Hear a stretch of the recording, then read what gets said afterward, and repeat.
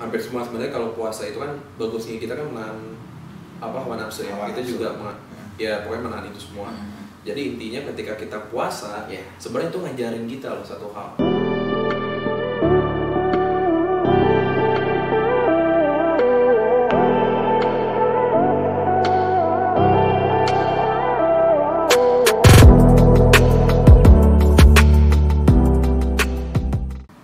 Halo guys, kembali lagi di channel Cerita Putra. Kali ini kita bakal membahas tips sehat ala Rasulullah. Mungkin teman-teman yang baru datang boleh tekan tombol subscribe-nya, dan kalau misalnya kalian suka video ini silahkan share ke teman-teman kalian biar ada banyak yang tahu. Langsung aja tanpa basa-basi kita bakal membahas. Iya nih Bro Fahmi. Kira-kira ada nggak sih tips sehat dari Rasulullah Shallallahu Alaihi Wasallam? Sebelum lo nanya gua, kalau menurut pendapat lo tuh gimana? Kita kan sebagai manusia itu punya pertanggungjawaban. Terus kita juga harus tahu gimana cara jaga tubuh kita kan, supaya kita nggak sia-siakan apa yang kita dapetin. Rasulullah kita juga udah mulai, maksudnya udah nunjukin caranya. Pasti kita tahu dong Rasulullah itu manusia terbaik, dan kita mau tahu nih kira-kira apa aja yang dicontohin sama Rasulullah. Kalau yang pertama kalau menurut gua, kita harus selektif terhadap makanan apa yang kita makan. Selektif untuk makanan ya? Iya, jadi kalau misalnya lo makan tapi makanan lo nasi udah lebih banyak, ya itu bisa efeknya nanti jangka panjang buat hidup. Mesti gini loh, lo nganggap aja misal di umur lo nih, gue kasih analogi ya, misalnya di umur lo yang 25, lo makan nasi banyak banget, lo nggak ngerem sedikit pun. Ketika di umur 30, lemak lo akan bertambah lebih besar. Benar. Jadi udah akibat dari olahraga, akibat dari dengan tingkah laku manusia, sampai kita lupa gitu loh. Kadang-kadang kita lupa. Kita punya kesibukan yang panjang banget kesibukannya. Tapi terkadang kita lupa untuk memikirkan diri kita sendiri, investasi terhadap kesehatan diri kita sendiri. Terus juga kadang-kadang kita melupakan satu hal nih. Mungkin makanannya udah kayak tadi Bro Fahmi bilang, yang jumlahnya porsinya harusnya secukupnya, misalnya kayak nasi nggak boleh banyak, tapi sering juga kelupaan nih kalau masalah halalnya ya. Jadi kadang-kadang kita tuh suka nggak concern sama halal. Contoh nih, Bro Fahmi tahu nggak sih kalau misalnya makanan-makanan itu kadang-kadang tuh suka kayak ada namanya amciu. Bro Fahmi tahu nggak? Nggak tahu apa tuh. Jadi kayak nasi goreng. Ini maksudnya bukan kita cuma ngasih informasi. Jadi makanan itu kadang-kadang suka dikasih alkohol. Jadi kayak misalnya makanan-makanan kayak mungkin nasi goreng, terus yang Chinese food mungkin. Itu juga kadang-kadang pakai amciu atau alkohol atau segala macam lah. Misalnya kayak steak juga sering banget pakai wine segala macam. Itu kan nggak boleh. Tapi banyak yang teman-teman agak kelupaan nih di masalah ini. Jadi dua hal itu harus diperhatikan ya. Iya, harus lebih spesifik deh. Kalau misalnya masalah makanan kan, lo ibaratnya udah masuk makan dalam tubuh lo tuh udah jadi darah gitu, udah jadi bagian dari diri lo. Dan ini nanti semua ini nih akan dipertanggungjawabkan, maksud gua. Kalau misalnya lo nggak peka terhadap diri lo sendiri, nanti mau yang lain gimana gitu. Jadi yang pertama itu kita harus perhatiin tadi untuk makanan kita harus selektif ya. Terus kita lanjut nih ke yang kedua. Yang kedua kira-kira apa Bro Fahmi? Yang kedua itu kita harus kalau misalnya makan itu dengan tenang sih. Kebanyakan yang gue tahu orang itu banyak makan yang buru-buru ya. Kebanyakan orang tuh suka makan buru-buru. Kan lagi sibuk nih maksudnya. Itu sebenarnya ternyata tuh secara jangka panjang itu nggak bagus. Ketika kita makan tergesa-gesa, gigi lu bibir lu kegigit, lidah lu kegigit segala macam kan? Benar. Dan ternyata makin lama kita makan, ternyata makin bagus untuk ngolahnya di dalam tubuh lo gitu. Mana harus bukan yang lama banget, tapi senormalnya lah, sewajarnya. Tapi benar gak sih kalau misalnya dulu kita mungkin zaman-zamannya SD suka dibilangin ngunyah tuh harus 33 kali ya? Iya sih, gue juga pernah dengar tuh. Maksudnya. Tapi gue belum research hal itu, gue belum tahu sih, gue belum ngerti hal itu sih. Itu kan maksudnya mungkin menurut kita ya nggak sampai 33 kali, tapi yang penting kayak udah lumayan langsung telan sih. Langsung telan. Nah itu gue sering ngelakuin tuh. Iya. Karena makan gue telan langsung masuk. Iya jangan. Jangan itu. Pelan-pelan aja. Jadi harus pelan-pelan. Nah terus selain itu kita mau tahu nih kalau yang ketiga tips sehat dari Rasulullah. Kalau yang ketiga, kalau kita makan, tadi sih udah sempat dibahas ya. Kalau makan itu benar-benar harus apa? Secukupnya lah, jangan terlalu kenyang. Ternyata kalau misalnya makan kita kekenyangan, gue nanya sama lo, yang lo rasain pertama kali ketika lo makan kenyang apa yang lo rasain? Aduh, begah, terus juga ngantuk. Iya betul. Itu paling sering tuh. Iya. Ternyata orang yang makannya secukupnya itu lebih produktif loh. Iya. Percaya gak sih lo?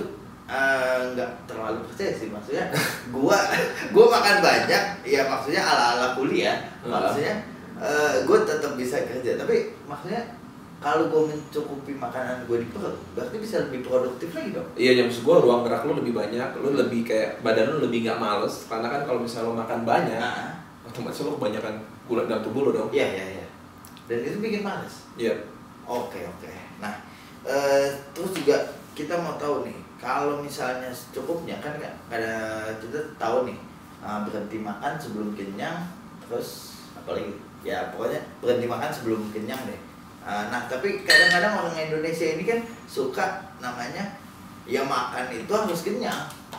Itu ya makan itu kan konsepnya, dan itu udah menjadi bagian dari culture. Iya. Jadi kadang-kadang kalau misalnya kita makan terlalu kenyang juga, kalau buat gua ngerasain sih itu rasanya gua gak enak. Gue karena udah biasa makan secukupnya, ya gue lebih enak begini.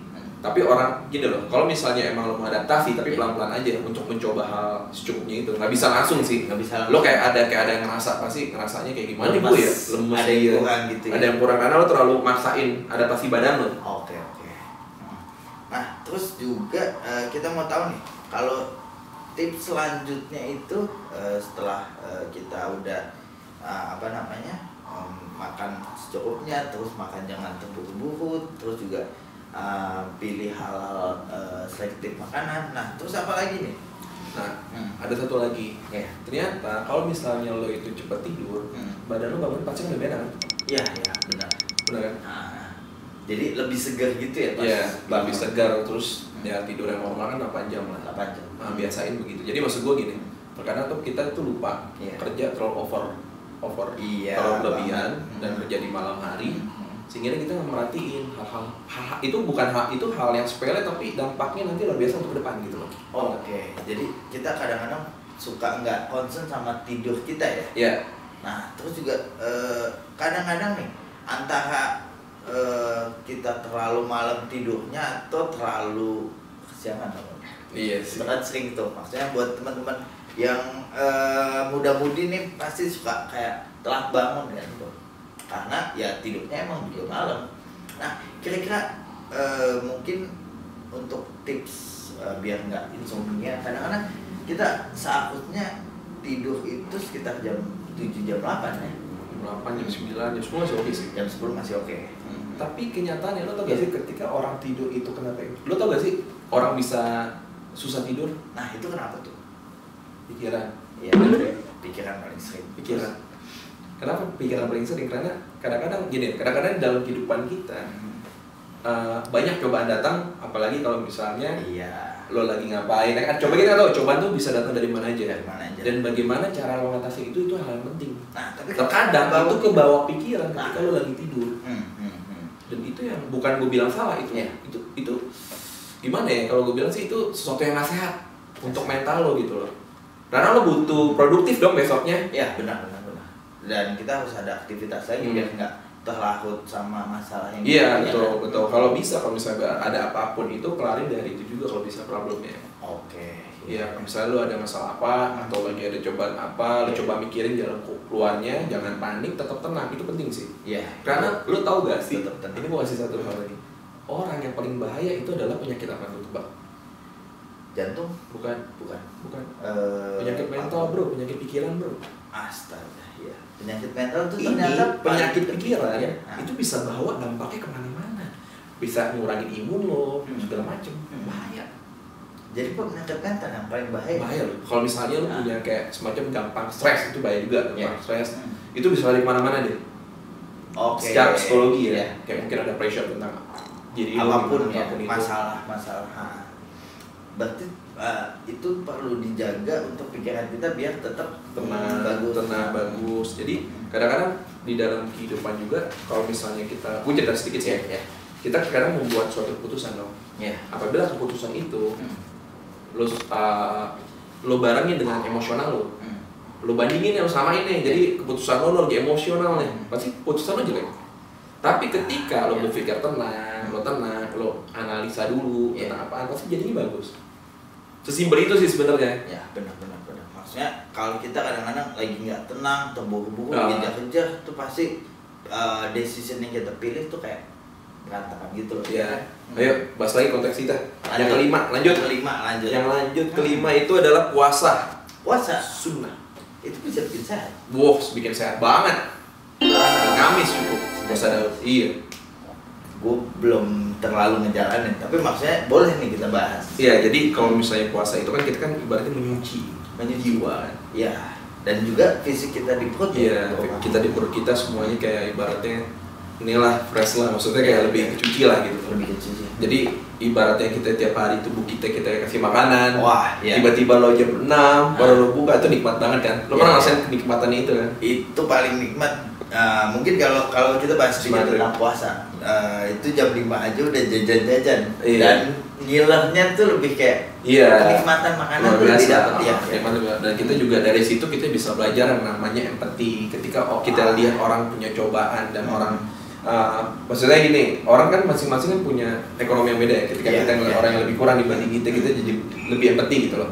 Lebih emosional, kalau gue bilang emosional intelligent lah. Ya, lebih merasai empati sama orang, lebih gampang untuk memberi. Itu kan juga kita ibaratnya kayaknya investasi juga sebenarnya, tapi investasi secara nggak kelihatan nih investasinya. Ya, jadi kita ngomongin tentang puasa nih. Nah, puasa itu kan katanya orang bisa banyak manfaatnya, termasuk kesehatan juga. Nah, terus juga kita bisa terhindar dari beberapa penyakit. Nah, itu gimana tuh, Prof?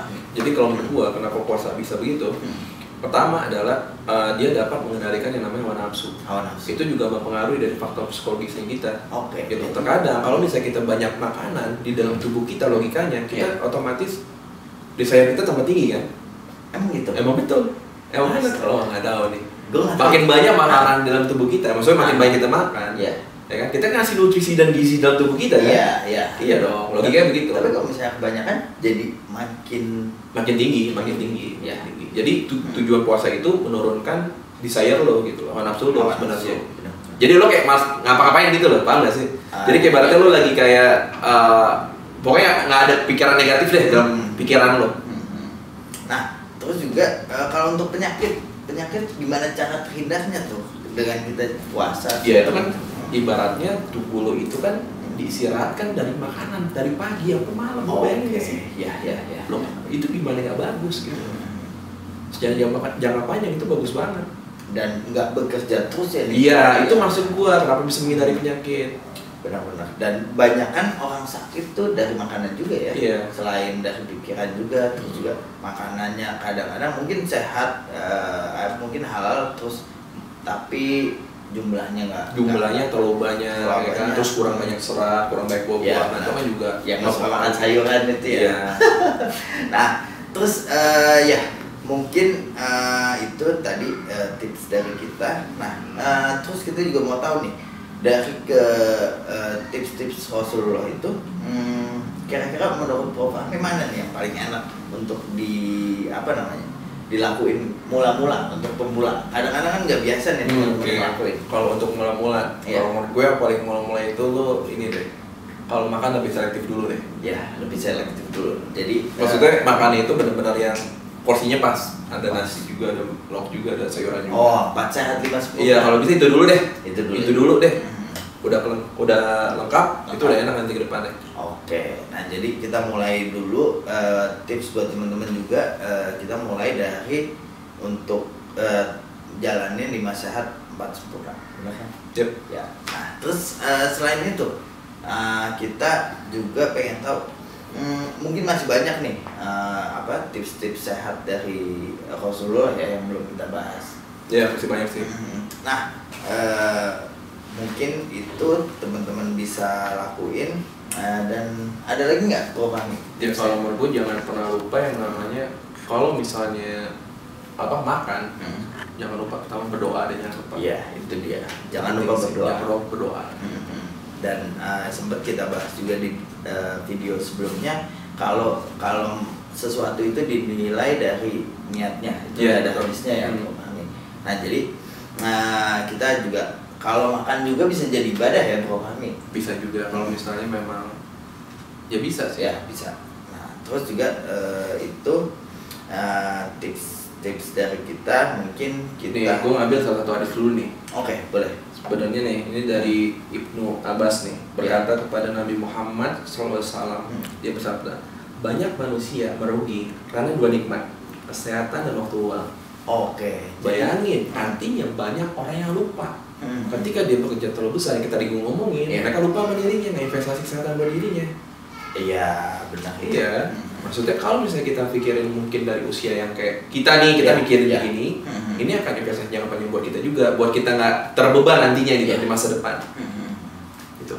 Ya benar juga, maksudnya kadang-kadang kita suka lupa nih sama kesehatan, terus juga sama waktu luang ya Bro Fahmi. Nah itu juga penting tuh buat teman-teman ingat. Nah mungkin itu beberapa omongan dari kita dan kita bahas tentang tips sehat dari Rasulullah. Kalau kalian suka video ini silahkan share ke teman-teman kalian biar pada tahu, dan juga jangan lupa tinggalin komen biar kita tahu apa yang kalian pikirin tentang video ini. Dan mungkin kita pamitan dulu nih, mungkin tipsnya biar jadi berguna, dan ciao, bye.